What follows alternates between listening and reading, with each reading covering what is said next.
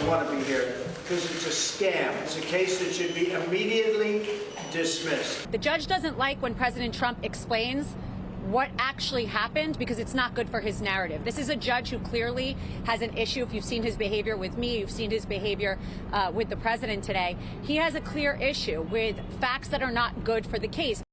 Trump's lawyer popping off as the defiant defendant takes the witness stand. Donald Trump testifying in a high-stakes $250 million civil fraud trial in New York, which could lead to the dismantling of his sprawling business empire. It was a chaotic spectacle, with Trump repeatedly sparring with the liberal judge who accused the former president of holding a campaign rally. The judge even threatened to eject Donald from the witness stand due to what he deemed were non-responsive answers, telling Trump's lawyers, quote, "I beseech you to control him. If you can't, I will." Dana, are you happy or sad that this wasn't televised? Something on that in a moment, but have you ever used the word beseech in a sentence in real life? Only in the bedroom. Well, now you know, America. I beseech you, stop snoring.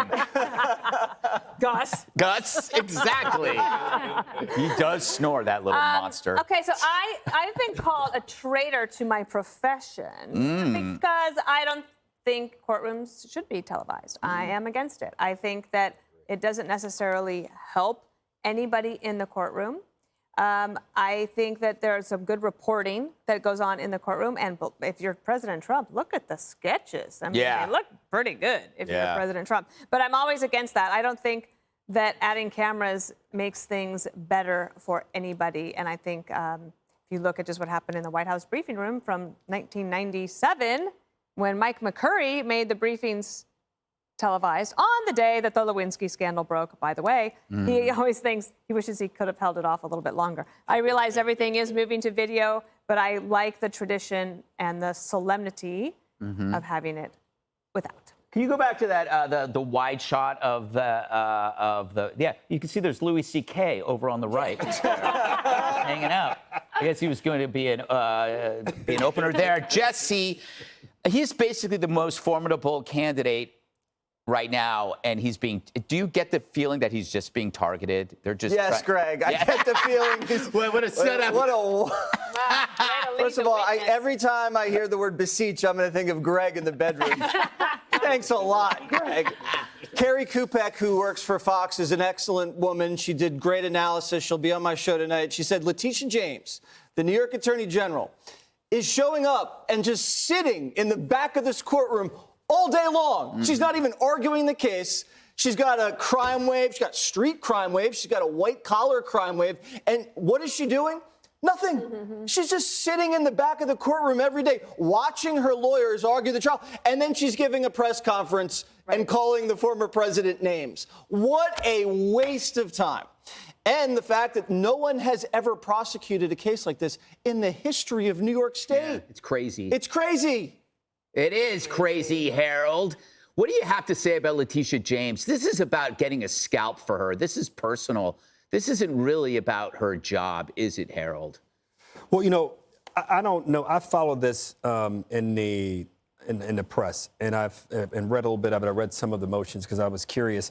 And there are three takeaways I have from this. First is I don't think most people know that the facts of this case have been settled. The judge granted summary judgment, which means he says that the Attorney General's argument wins, that there has been fraud. They appealed, they lost the appeal. So this is about the penalty phase. And the only person who's going to decide, has any say-so in what the penalty is for President Trump, is the judge. So I would probably come at this a little differently. I wouldn't be criticizing the judge. I might be criticizing Letitia James for bringing the case. He has every right to do that. And he has every right to criticize the judge to a certain extent. But I don't understand why you would go after the judge as viciously as he is. Finally, people are criticizing Letitia James for being political and for campaigning on the fact that she was going to go after President Trump. Look, I'm like Dana on two things. One, I'm old-fashioned about the courtroom. I don't think you should have cameras in any of them. And number two, I'm old-fashioned. I don't think judges and top prosecutors ought to be elected. I think we ought to have a different way of doing it, because if they get elected, guess what? They run on an agenda. Yeah. And she ran on an agenda. Now, President Trump, when he ran for office in 2016, said, I'm going to appoint judges that are going to undo abortion. I didn't necessarily agree with that. He got elected, and guess what? He did exactly that. So the politics of this doesn't bother me as much as I think Jesse's right. I'm not sure how much this impacts the president's politics. The real question for him is, will he ever be able to do business in New York State again? Because that could very well be the penalty in this case. All right, Kaylee, what advice would you give him when he's in the courtroom? Keep doing what he's doing. I mean, look, I would advise him to ask for a better sketch artist because I think he does not. That does not look like my former boss there. I would just simply say this: Letitia James to call someone a con man and a carnival barker, then get elected, then bring this case, then have a judge who says, "No, I'm not here to hear what President Trump has to say." You're the judge. You have to listen to what the defendant says. This is a travesty of justice, and that sketch, travesty too. It looks nothing like Trump. I don't know. It's got a nice jawline. Yeah, his hands are quite sizable. I noticed that too. Never had a problem in that department. Never had a problem. Oh, no. Up next, a liberal city proving it can clean up a massive homeless camp after being sued. Hey, Sean Hannity here. Hey, click here to subscribe to Fox News YouTube page and catch our hottest interviews and most compelling analysis. You will not get it anywhere else.